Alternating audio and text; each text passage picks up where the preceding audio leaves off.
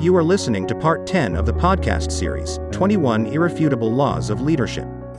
The 10th law of the 21 Irrefutable Laws of Leadership is the law of connection. And the law of connection says, leaders touch a heart before, and maybe you need to underline that word before, they ask for a hand. When you really understand the law of connection, you realize that you have to touch a person emotionally and relationally before they'll ever begin to do things in a physical sense with you. You've got to touch their heart before you ask for their hand. This is a tough law for a lot of leaders because leaders are action-oriented, and a lot of times leaders don't want to mess with the relationship stuff. They don't want to mess with the connection stuff. They just say, look, here's where I'm going, and I want you to go with me, and let's go. And they don't want to do what I call the homework and the preparation needed for relationships. But let me just say this to you. Relationship is leadership. People won't go along with you if they cannot get along with you. So you have to begin to become likable. You got to connect. You have to couple. So how do you connect with people? Number one, connect with yourself. The first thing to do is to be able to connect with yourself. Let me just put it this way. If you have never connected emotionally with yourself, you'll never be able to connect emotionally with someone else. You have to know yourself. You have to accept yourself. You have to love yourself. You can't love someone else if you don't love yourself. You can't relate to others if you can't relate to yourself. If nobody's home internally, there'll be no one home externally. Connect with yourself. Number two, share with openness and sincerity. What I have found is that it's just best to be open and sincere with people. It develops a sense of trust. Number three, live your message. Very simple. What you ask your people to do, do it. In fact, a leader should never ask his or her people to do something that leader is unwilling to do themselves.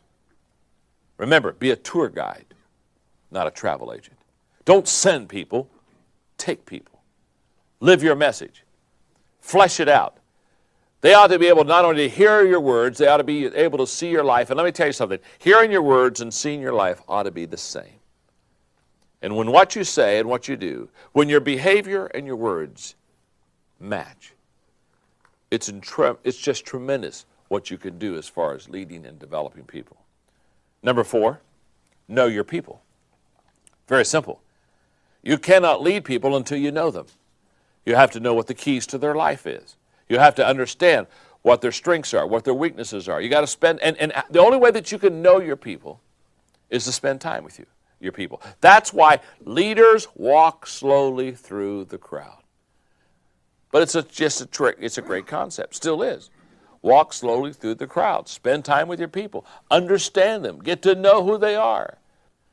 What are the key points of the people that you lead? What are their strengths? What are their weaknesses? What do they do well? What do they love? What do they buy into? What don't they buy into? What are their values? See, leaders understand that you don't lead everybody the same way.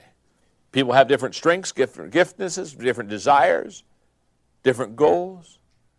And the great leaders understand the only way you can lead people effectively is by knowing them well. So know your people. Number five, communicate on their level. Don't communicate on your level. Come down to where they are. Understand what they're thinking.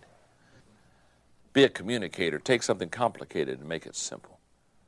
Get it down to their level so they can understand it and grab hold of it. Number six, give yourself totally to the people and the message.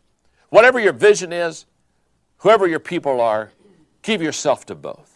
Don't be a leader that buys into the vision and not the people. A leader that buys into the vision and not the people will be a leader who has a vision only for himself or herself. And don't be a person that buys into the people and not the vision. The good news is you have great relationships, but you aren't going anywhere. Buy into the vision and the people. Number seven, believe totally in the people and the message. Believe totally in the message and the vision and the people. It's wonderful when the people believe in the leader, but it's even more wonderful when the leader believes in the people.